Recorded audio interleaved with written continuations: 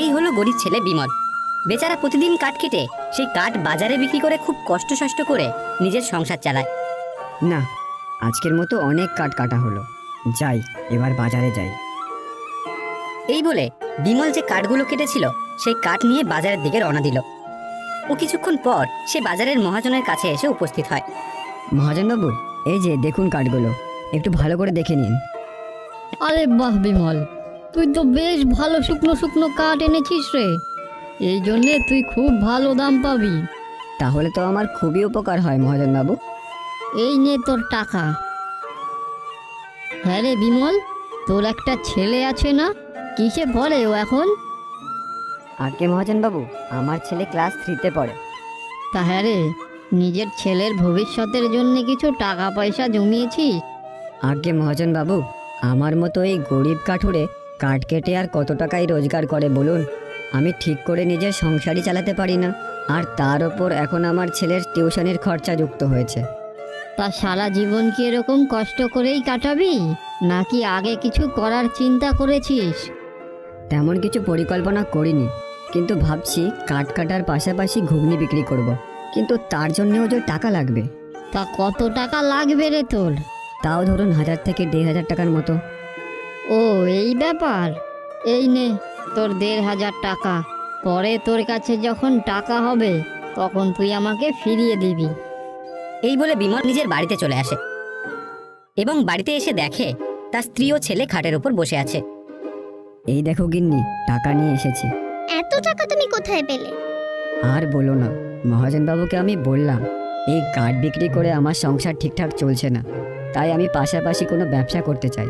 কিন্তু ব্যবসা করার জন্য তো টাকা লাগবে। আমার কাছে এই টাকা নেই জেনে মহাজনবাবু নিজে থেকেই আমাকে এই টাকা দিলেন ব্যবসা শুরু করার জন্য। কি বলো গো, তুমি ব্যবসা করবে? তা কিসের ব্যবসা করবে শুনি? ভাবছি ঘুগনির ব্যবসা করব। বাবা, তুমি ঘুগনির ব্যবসা করবে? ঘুগনি তো আমার খুব প্রিয়। এই বলে বিমল ও তার স্ত্রী বাজারে যায় এবং ঘুগনির সমস্ত সরঞ্জাম কিনে নিয়ে আসে। পরের দিন সকালবেলায় ঘুগনি বানিয়ে তার ঠেলা গাড়িতে রেডি করে ফেলে। ও কিছুক্ষণ পর সে তার ঠেলা গাড়ি নিয়ে বেরিয়ে পড়ে পাড়ায় পাড়ায় বিক্রি করতে। আর অন্যদিকে অনেক বছর পর বিমলের দাদার ছেলে ট্রেনে করে বাড়ি ফিরছে। কি রে রতন, তোর বাড়িতে আসতে এত দেরি হলো কেন রে? তাই তো রে, আমরা সেই কখন থেকে স্টেশনে তোর জন্য অপেক্ষা করছি। আর বলো না গো মা, ট্রেনটা আস্তে আস্তে ওই ব্যান্ডেল স্টেশনের ওখানে দাঁড়িয়ে পড়লো। প্রায় আধা ঘন্টা সিগন্যাল না পাওয়ার জন্য ট্রেনটা দাঁড়িয়েছিল, তাই তো আসতে এত দেরি হয়ে গেল। আচ্ছা ঠিক আছে ঠিক আছে, আর দেরি করে লাভ নেই, এবার বাড়ি চল। আর এদিকে বিমল পাড়ায় পাড়ায় তার ঘুগনি বিক্রি করতে থাকে। এই যে বাবা, তুমি কি এ পাড়ায় নতুন ঘুগনি বিক্রি করতে এসেছো? হ্যাঁ জেঠু। আমার নাতনি খুব বায়না ধরেছিল ঘুগনি খাবে বলে। ওর আবার ঘুগনি খুব প্রিয়। তা তোমার ঘুগনি কত করে? জেঠু, ঘুগনি 10 টাকা প্লেট। ও আচ্ছা, দাও তাহলে আমার নাতনিকে 1 প্লেট ঘুগনি দাও। আচ্ছা জেঠু, দিচ্ছি। এই নাও। কিরে বিমল, তুই আবার কবে থেকে ঘুগনির ব্যবসা শুরু করলি? তোর ঘুগনি ভালো হবে তো? আরে পচাদা, 1 প্লেট খেয়েই দেখো না। কি বলিস রে বিমল, তোর ঘুগনি সত্যি সুস্বাদু? তাহলে দে আমার 1 প্লেট। হ্যাঁ হ্যাঁ, এই তো দিচ্ছি। এই বলে সবাইকে বিমল তার ঘুগনি খাওয়ায় ও সবাই তার ঘুগনির প্রশংসা করতে থাকে এবং কিছুক্ষণ পর সে তার ঘুগনি বিক্রি করে বাড়ি ফিরে আসে। এই দেখো গিন্নি, আজ সমস্ত ঘুগনি বিক্রি হয়ে গেছে আর অনেক টাকা লাভও হয়েছে। তাই তো গো, আজ বেশ ভালোই বিক্রি বাট্টা হয়েছে দেখছি।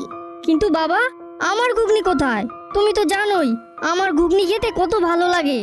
আরে আমার পাগল ছেলে, আমি জানি রে জানি তোর ঘুগনি কতটা প্রিয়, তাই তো আমি আগে থেকে তোর জন্য 1 প্লেট ঘুগনি রান্না করে রেখে দিয়ে গেছি। যা রান্নাঘরে গিয়ে ঘুগনিটা খেয়ে নে। এই বলে তারা আজকের মতো খাওয়া দাওয়া করে ঘুমিয়ে পড়ে এবং পরের দিন সকাল হতে না হতেই বিমল ও তার স্ত্রী তাদের ঘুগনি বানানো শুরু করে এবং সেই ঘুগনি নিয়ে বিমল আবার বেরিয়ে পড়ে পাড়ায় পাড়ায়। এভাবে বেশ কিছুদিন কাটার পর একদিন হঠাৎ, মাত্র 10 টাকা প্লেট ঘুগনি, গরম গরম ঘুগনি খেয়ে যান। এই যে ভাই বিমল, দাও দেখি আমায় 1 প্লেট ঘুগনি দাও। আমার নাতনি আবার তোমার দোকানের ঘুগনি ছাড়া কারোর দোকানের ঘুগনি খায় না। এই তো জেঠু দিচ্ছি। এই বলে বিমল ছোট্ট মেয়েটাকে এক প্লেট ঘুগনি দেয়। এবং কিছুক্ষণ পর বিমল দেখে তার দাদার ছেলে রাজু তার ঠেলাগাড়ির দিকেই আসছে। আরে কাকা, তুমিও ঘুগনি বিক্রি করো? কেন রে, আমিও ঘুগনি বিক্রি করি মানে কি? তুইও কি ঘুগনি বিক্রি করিস নাকি? আর কি বলবো তোমায় কাকা, শোনো তবে। এই বলে রাজু তার কাকার কানে ফিসফিস করে কি যেন বলে। কি বলিস রে, সত্যি কথা? তারপর বিমল আজকের মতো যা ঘুগনি বিক্রি করেছিল সেই টাকা নিয়েই বাড়ি ফিরে আসে। কই গো গিন্নি, গিন্নি আমার ব্যাগ গুছিয়ে দাও, আমি কলকাতা যাব। কি বলো গো, তুমি কলকাতায় যাবে? হ্যাঁ গো, কলকাতায় যাব। কলকাতায় নাকি রাজুরও ঘুগনির দোকান আছে। ও যেই মশলা দিয়ে বানায়, ওর কাছে সেই মশলা আনতে যাব। ও আচ্ছা, ঠিক আছে, তাহলে তুমি যাও, আর দেরি করো না। বাবা, ও বাবা, আমিও তোমার সাথে কলকাতায় যাব। না বাবা, আমি আজ কলকাতায় যাচ্ছি কাজে, তোকে আমি পরে ঘুরতে নিয়ে যাব। এই বলে বিমল তার ব্যাগপত্র গুছিয়ে রওনা দিল কলকাতার দিকে। এবং কিছুক্ষণ পরে এসে সে পৌঁছালো রেল স্টেশনে। ও তারপর ট্রেনে চেপে সে পৌঁছালো তার ভাইপোর কাছে। কিরে রাজু, চলে এলাম তো তোর দোকানে। আরে কাকা, তোমাকে আমি কালকে বললাম আর তুমি আজকেই আমার দোকানে চলে এসেছো। এসো এসো, এই বেঞ্চে বসো। এরপর সেই চেয়ারে বসে বিমল দেখতে থাকে সমস্ত কর্মকাণ্ড। বিমল দেখে তার ভাইপো রাজু হঠাৎ চিৎকার করে বলতে থাকে, কোথায় গেলেন আমার বন্ধুরা? চলে আসুন, রেডি হয়ে গেছে কলকাতার স্পেশাল ঘুগনি। দারুণ মুখরোচক, এমন ঘুগনি আপনি আর কোথাও পাবেন না। তাই আর দেরি না করে এক্ষুনি চলে আসুন। বিমল দেখে কিছুক্ষণের মধ্যেই রাজুর দোকানে এত লোকজন জড়ো হয়ে যায় যে সে নিজেকে সামলাতেই পারছে না। এই যে ভাই, আমাকে এক প্লেট ঘুগনি দাও তো। এই তো, এই নাও। কত হলো তোমার ঘুগনির? এই তো দাদা, 30 টাকা প্লেট। রাজুর মুখে ঘুগনির এমন দাম শুনে তো তার কাকা মানে বিমলের মাথায় বাজ পড়ে। এবং বিমল মনে মনে ভাবে, আরে এখানে ঘুগনির এত দাম, তাও মানুষ এত ভিড় করে ঘুগনি খেতে আসছে রাজুর দোকানে। না, আমাকে দেখতে হচ্ছে রাজু কি এমন মশলা মেশায় ওর ঘুগনিতে। যাই, রাজুকে বলি এক প্লেট ঘুগনি দিতে। কিছুক্ষণ পর যখন রাজুর দোকানের খদ্দেরের ভিড় একটু কম হয় তখন বিমল বলে ওঠে, ভাইপো, ভালোই তো দেখালি তোর দোকানের সেল, তা আমাকে কি এইভাবে বসিয়ে রাখবি, না এক প্লেট ঘুগনি আমাকেও খাওয়াবি? আরে কাকা, তোমায় ঘুগনি না খাওয়ালে হয়? তুমি আমার কাকা বলে কথা। এই বলে রাজু তার কাকাকে এক প্লেট ঘুগনি দেয়। তার ঘুগনি খেয়ে বিমল তো অবাক। আরে এ কি, এ তো আমি যেমন ঘুগনি বানাই ঠিক তেমনই স্বাদ। তাহলে রাজু এত দাম দিয়ে ঘুগনি বেচছে? বুঝেছি, বেটা নাম বেচে শহরের মানুষগুলোকে বোকা বানিয়ে খাচ্ছে। এই সমস্ত কথা বলতে বলতে বিমলের মনে লোভ জাগলো। না, এবার দেখছি আমারও টাকা কামানোর সময় এসেছে। আরে ও কাকা, কি এত ভাবতে মগ্ন হয়ে গেলে গো? বাড়ি যাবে না? এই তো ভাইপো, যাবো তো বাড়ি। এই বলে বিমল আজকের মতো বাড়ি ফিরে আসে। কি গো, তোমার আসতে এত রাত হয়ে গেল? আর বলো না, ভাইপো আমায় খাইয়ে দাইয়ে তবেই আমাকে ছাড়লো। তা কেমন দেখলে তোমার ভাইপোর ব্যবসা? ভাইপোর ব্যবসা নিয়ে আর জিজ্ঞাসা করো না, সে যে বিরাট ব্যবসায়ী গো। তা তোমার ভাইপোর কাছ থেকে সেই ঘুগনি বানানোর জাদুই মশলাটা নিশ্চয়ই জেনে এসেছো? তা আর বলতে, সব কৌশল শিখে এসেছি। কাল শুধু তুমি একবার আমার সাথে বাজারে যেও, তাহলেই দেখতে পাবে। তাই বুঝি? তা কি এমন করবে তুমি? সে তুমি কালই জানতে পারবে। এখন অনেক রাত হলো, চলো সবাই ঘুমিয়ে পড়ি। তারপর তারা আজকের মতো সবাই ঘুমিয়ে পড়ে।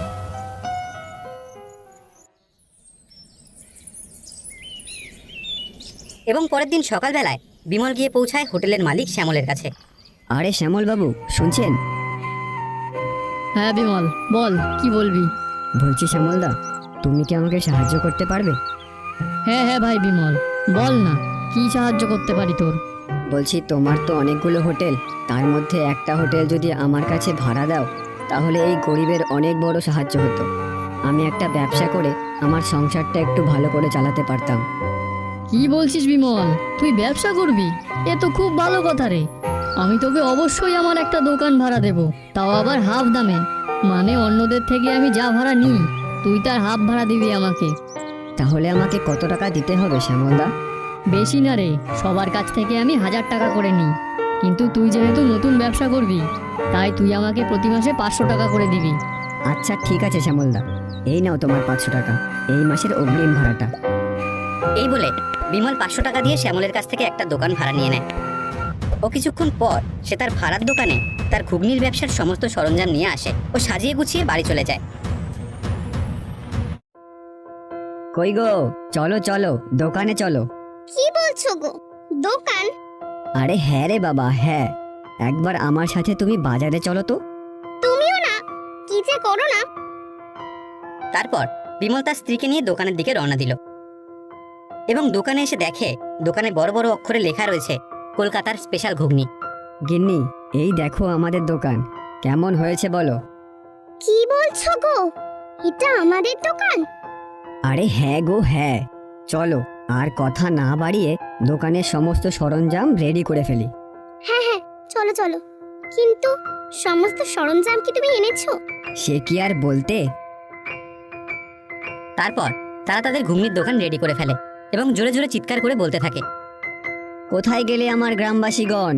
আর দেরি না করে চলে এসো আমাদের হোটেলে আর খেয়ে যাও কলকাতা স্পেশাল ঘুগনি রুটি। বিমলের মুখে এমন কথা শুনে বাজারে উপস্থিত সমস্ত মানুষ তার দোকানের দিকে এগিয়ে আসে। ভাই বিমল, তুই এ কি ঘুগনি বিক্রি করিস? আর কত করেই বা দাম তোর এই ঘুগনির?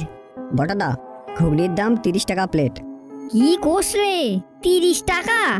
আগে তো তুই 10 টাকা প্লেটে ঘুগনি বিক্রি করতি।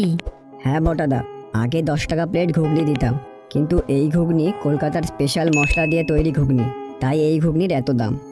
ও এই ব্যাপার, দে তাইলে আমার 1 প্লেট দে। কি বাবা বিমল, তুমি এখন ঠেলা গাড়ি ছেড়ে বাজারে ঘুগনি বিক্রি করছো? জানো তোমাকে আমার নাতনি কত খুঁজেছে তোমার ঘুগনি খাবে বলে। দাও দেখি 1 প্লেট ঘুগনি আমার নাতনিকে দাও। আর এখন কত করে দাম নিচ্ছ তোমার ঘুগনির? আগে জেঠু, 30 টাকা প্লেট। কি বলো গো ভাই, 30 টাকা প্লেট?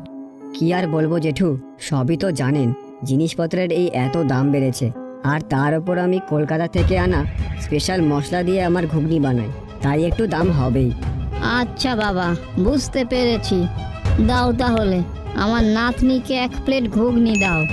এভাবেই একই স্বাদের ঘুগনি বিমল গ্রামের মানুষজনকে 10 টাকার জায়গায় 30 টাকায় খাওয়াতে থাকে এবং মানুষজন কলকাতার স্পেশাল ঘুগনি মনে করে সেই ঘুগনি খেতে থাকে। কি গো গিন্নি, দেখলে আজ কত টাকা লাভ হয়েছে? তাই তো গো, এত টাকা তো আমরা কোনোদিনও দেখিনি। কিন্তু এটা কি ঠিক গ্রামের মানুষজনকে এই 10 টাকা দামের ঘুগনি 30 টাকায় খাওয়ানো? সব ঠিক, সব ঠিক। তুমি দেখোই না, এই ঘুগনি বিক্রি করে কয়েক মাসের মধ্যেই কেমন পাকা দালান বাড়ি বানাই। ঠিক আছে, অনেক কথা হলো, চলো এবার ঘুমিয়ে পড়ি, কাল আবার যে দোকানে যেতে হবে। তারপর তারা আজকের মতো ঘুমিয়ে পড়ে। আরে, এইভাবে ঘুগনি বিক্রি হলে আমার যে দালান বাড়ি বানাতে 5-6 বছর লেগে যাবে। না, এবার আমাকে কিছু একটা করতেই হবে। এই বলে বিমল লোভে পড়ে যায় এবং তার বউ যখন সবজি কাটছিল সেই ফাঁকে বিমল 1 মগ জল ঘুগনিতে ঢেলে দেয় এবং চিৎকার করে লোক ডাকতে থাকে, কোথায় গেলে গ্রামবাসীগণ? তাড়াতাড়ি চলে এসো আর খেয়ে যাও কলকাতা স্পেশাল ঘুগনি, মাত্র 30 টাকায়। কিছুক্ষণের মধ্যেই লোকজন জড়ো হয় তার দোকানে। দে দেখি বিমল, 1 প্লেট কলকাতা স্পেশাল ঘুগনি দে দেখি। বিমলের জল মেশানো ঘুগনি যেই না খদ্দেররা 1 চামচ খায়, তারপর থু থু, কি বাজে খেতে রে তোর ঘুগনি। এত বাজে স্বাদের ঘুগনি আমি কখনো খাইনি। কি বলছিস কি পচা, বাজে খেতে? কই দাও দেখি আমাকে 1 প্লেট। যেই না 1 প্লেট ঘুগনি বিমল সেই খদ্দেরটাকে দেয়, খদ্দের 1 চামচ মুখে দিতেই সেই একই প্রতিক্রিয়া দেখায়। তাই তো রে পচা, কোনো স্বাদ নেই, নুন নেই, তার উপর আবার এত দাম নিচ্ছে। ছি ছি, এত বাজে ঘুগনি আর কোনোদিনও খাবো না। এই বলে ধীরে ধীরে সমস্ত খরিদ্দার বিমলের দোকান ছেড়ে চলে যেতে থাকে এবং একসময় তার দোকানের সামনে থাকে শুধু বিমল ও তার স্ত্রী।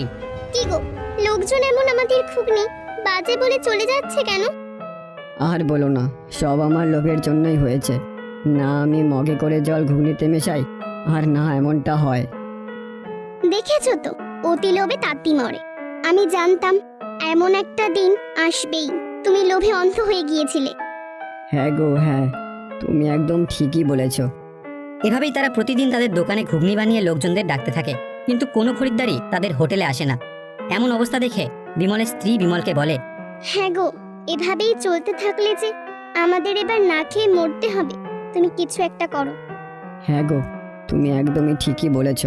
এবার আমাকেই কিছু একটা করতে হবে। তা কি করবে, কিছু ঠিক করেছো? ভাবছি আমি আবার আগের মতো ঠেলা গাড়ি করে সৎভাবে ঘুগনি বিক্রি করব। লোকেরা যদি আবার আমার কাছে ঘুগনি খেতে আসে, তাহলে আমি আমাদের সংসারটা একটু সামলাতে পারবো। হ্যাঁ গো, তুমি এটাই করো। এই বলে পরের দিন বিমল আবার তার ঠেলা গাড়ি নিয়ে পাড়ায় পাড়ায় ঘুগনি বিক্রি করতে থাকে এবং লোকজন তার কাছে এসে ঘুগনি খেতে থাকে। আর এভাবেই জব্দ হলো একজন লোভী